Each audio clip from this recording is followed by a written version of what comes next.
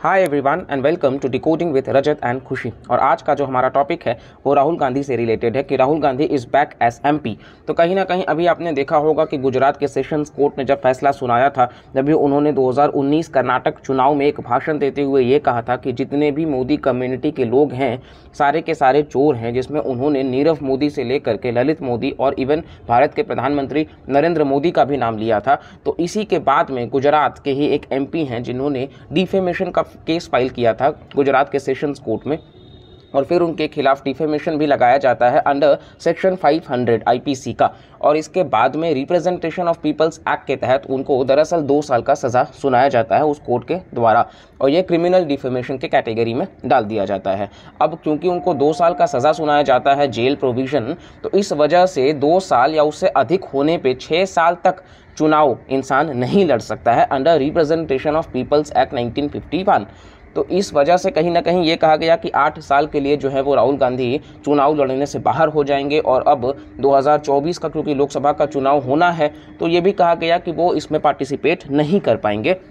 लेकिन इसी बीच वो कई बार, मतलब 2 बार तो वो सेम सेशंस कोर्ट में ही उन्होंने चैलेंज करा, जिसको रिजेक्ट कर दिया गया। इवन गुजरात के हाई कोर्ट में भी चैलेंज किया गया राहुल गांधी के द्वारा, उसको भी रिजेक्ट कर दिया गया। फिर वो सुप्रीम कोर्ट भी पहुंचते हैं और सुप्रीम कोर्ट ने इस बार उसको कहीं ना कहीं स्टे कर दिया उस ऑर्डर को, और साथ साथ में ये भी कहा है कि बेशक उन्होंने जो शब्द का इस्तेमाल किया वो मर्यादा तो नहीं बनाता है, लेकिन आप सिर्फ इसी पैमाने पर क्रिमिनल डिफेमेशन चार्ज नहीं लगा सकते हो। और इस वजह से उनको वायानाड केरल से जो वो एमपी थे वो उनको कुर्सी वापस मिल जानी है।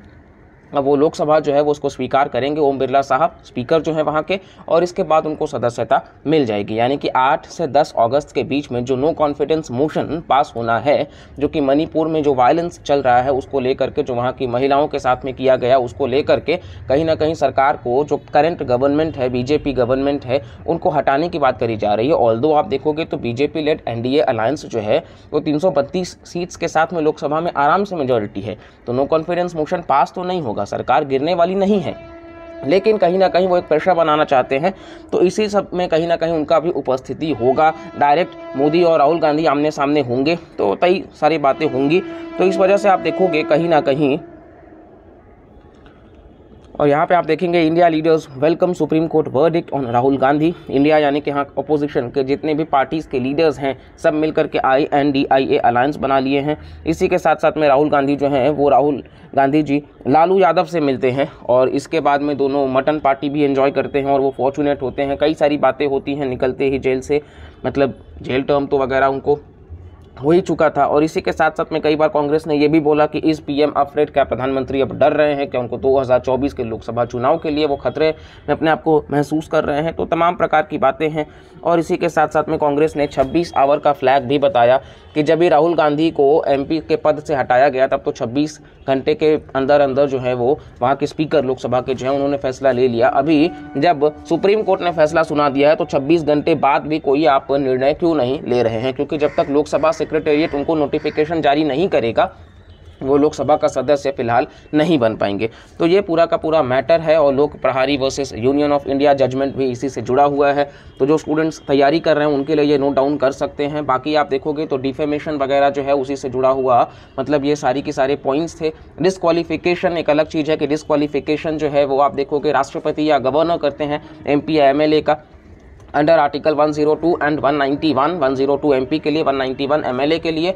और डिस्क्वालिफिकेशन आप देखोगे कॉन्स्टिट्यूशनली भी है, एल्स एंटी डिफेक्शन लॉ के तहत है डिफेक्शंस करने पे, जो कि 10th शेड्यूल में है। 52nd अमेंडमेंट एक्ट 1985 से राजीव गांधी जी प्रधानमंत्री थे तभी लाया गया था कि अगर कोई दल बदल वाला काम करता है तो उसमें भी ये कवर होगा। तो ये पूरा का पूरा मैटर था। इन्फॉर्मेशन के साथ में काफ़ी अच्छे से आपको समझ आ गया होगा, और अगर आपको फिर भी कुछ समझ नहीं आता है तो आप कमेंट सेक्शन में पूछ सकते हैं। बाकी चैनल को प्लीज़ सब्सक्राइब करके रखिए, और इसी के साथ साथ में लाइक करके रखिए, और कमेंट भी करते रहिए और शेयर भी करते रहिए, और ज़्यादा से ज़्यादा लोगों तक हमारे चैनल का रीच आप बनाइए, ताकि ये हम जो नॉलेज पहुँचा रहे हैं आपको ये हम और बेहतर तरीके से डिलीवर कर सकें। तो वीडियो को पूरा देखा करिए, और वीडियो बाकी चैनल पर भी अपलोडेड है, आप जुड़ सकते हैं। हमारा टेलीग्राम चैनल भी है, आप उससे भी जुड़ सकते हैं, और चैनल को सब्सक्राइब करके रखिए। बहुत ही बेहतर कंटेंट आने वाले हैं चैनल पे, तो आप उनको भी एंजॉय करते रहिए। चलिए मिलते हैं अगली वीडियो में, तब तक के लिए bye bye, take care and जय हिंद।